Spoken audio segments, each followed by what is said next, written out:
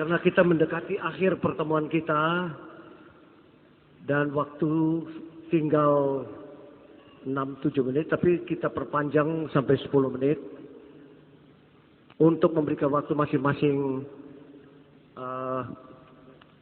penanggap atau komentator kita yang merupakan ya kita anggap sesepuh atau wakil dari beberapa pakar ini untuk memberikan komentar masing-masing, kesan masing-masing diwakili satu orang. Bagaimana kesan saudara tentang pertemuan kita ini supaya ada tindak lanjut dan kelanjutannya. Baik, kami mulai dari Bapak dari pihak Islam. Siapa mewakili? Silakan. Assalamualaikum. Saya tidak akan mencampuri dialog antar dua pihak. Tapi saya ingin mengingatkan ada beberapa hal yang perlu kita perhatikan bersama. Satu, istilah Alkitab dalam Al-Quran. Ada 3 artinya. Satu, Alkitab artinya wahyu Allah yang diturunkan kepada para nabi dan rasulnya, yang kemudian dihimpun jadi yang disebut kitab suci itu. Kedua, Alkitab artinya catatan amaliyah manusia yang dikerjakan oleh malaikat atas perintah Allah. Yang ketiga, Alkitab tulisan manusia sendiri seperti yang dibacakan surat Al-Baqarah 79, surat Al-Imran 78. Jadi orang menulis ini kitab saya ini, yang nulis saya ini. Jadi ada 3 arti ini. Di samping itu nanti ada penurunannya. Arti utul kitab. Utul kitab itu umat yang diberi kitab. Dari mereka nanti ada yang iman, ada yang kafir. Yang ketiga, ahli kitab. Ahli kitab itu bukan orang pintar kitab. Ahli kitab perusak wahyu Allah. 37 kali dia pakai dalam Al-Quran. Lalu yang keempat, umul kitab. Umul kitab ada 3 artinya. Satu, kitab induk kepunyaan Allah. Kedua, umul kitab artinya surat Al-Fatihah. Ketiga, umul kitab artinya ayat muhkamat. Surat Al-Imran ayat 7. Itu yang perlu saya perhatikan. Yang kedua, tadi pertama kali yang disinggung masalah surat Al-Ma'idah ayat 68. Ini perlu saya ingatkan. Dan saya secara pribadi sudah kirim surat kepada Departemen Agama. Terjemah Departemen Agama atas bantuan saudara dia itu berbeda terjemahnya dengan terjemah Departemen Agama yang pertama yang 3 jilid. Nah, saudara kita dari Nasrani itu menggunakan terjemah yang dari bantuan Saudi Arabia. Hei ahli kitab, kamu tidak dipandang benar-benar beragama sehingga kamu melaksanakan, menegakkan Taurat, Injil, dan Al-Quran. Terjemahnya begitu. Nah ini dan Al-Quran di sini perlu dikoreksi karena bahasa Arabnya itu bukan begitu. Dan tafsir bahasa Arab juga ada yang semacam itu, saya juga tahu. Lihat tafsir Sofatut Tafasir dan tafsir Ibnu Katsir. Ini sama dengan terjemah dari Departemen Bantuan dari Saudi Arabia.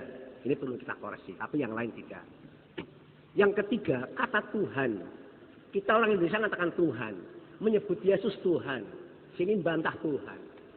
Dalam Injil, tafsir Injil dalam bahasa Yunani, yang diterjemah oleh Gereja Katolik dari ND tahun 65, sebenarnya kata Tuhan bagi Yesus itu tidak tepat katanya. Karena Kyrios bahasa Yunani artinya Tuhan, Lord bukan God. Tapi kata mereka di sana, kami segan untuk mengganti sebutan Tuhan bagi Yesus karena sudah terlanjur umum dipakai. Kalau tidak keliru, kalau saya tidak khilaf, baca Injil, ya, tafsir bahasa Yunani, halaman 527 kalau tidak salah. Insya Allah. Itu yang perlu saya. Lalu tadi masalah terjemah Nisa Kurun. Ya, nazala Isa fikum, bukan alaikum. Hati-hati bahasa Arabnya. Ya. Fikum itu bukan Nabi Isa yang telah mati sekarang akan datang, bukan itu. Contohnya lihat Al-Quran surat Al-Baqarah 151. Rasulullah fikum di sana juga. Hubungan dengan Nabi. Lalu yang kedua, yang berikutnya, kata-kata Maryam disebut Ukhti Harun. Harun kan zamannya Musa. Memang dalam bahasa Arab kata ukhti, akhun itu bisa dipakai kepada semua orang. Lihat contoh surat Haji ayat 78. Ibrahim abikum. Ibrahim bapamu. Itu. Padahal kita kan tidak tahu mana Ibrahim itu ya. Ayah saya namanya Pak Sutoyudo, saya namanya Solihan Mahdum Cahyana, lain itu ya. Jadi ini penggunaan bahasa Arab, tolong hati-hati gitu ya. Jadi memang banyak kata-kata bahasa itu yang perlu kita perhatikan bersama. Ini yang perlu saya ingatkan semua. Saya kira itulah. Kalau ada satu pertanyaan yang beredar melalui buletin-buletin, brosur-brosur bahwa Nabi Muhammad itu didoakan supaya selamat. Itu bukan doa, Pak. Itu ucapan salut. Di dalam Al-Quran dikatakan innallaha wa malaikatahu yusalluna 'alan nabi. Sesungguhnya Allah dan malaikatnya mengucapkan salawat kepada Nabi. Ya ayyuhalladzina amanu sallu alaihi wa sallimu taslima. Hai orang beriman, ucapkan pula salawat itu kepada nabimu. Jadi salawat bukan doa. Kalau salawat itu doa, maka Allah berdoa begini, wahai aku, wahai aku. Gimana itu? Oh, dia yang Allah kok. Kemudian itu bisa ditemukan dalam doa Bapak kami. Jadi Bapak harus teliti lagi membaca Bible. Doa Bapak kami begini. Makanya oleh sebab itu maka berdoalah demikian. Bapa kami yang di sorga, dikuduskanlah namamu. Itu bukan doa, itu salut kepada Allah. Kalau dipahami dengan doa, waduh, celaka Pak. Bapa kami yang di sorga, dikuduskanlah namamu. Berarti sekarang kau belum kudus. Nanti setelah dikabulkan doa ini baru kamu jadi kudus. Nah, kalau begitu Tuhan najis dong. Na'udzubillah min dzalik. Jadi banyak pemahaman yang ini, makanya saya minta waktu benar-benar ya bagi saudara-saudara saya yang muslim, muslimah, ini jawabannya terdapat dalam Alkitab ini.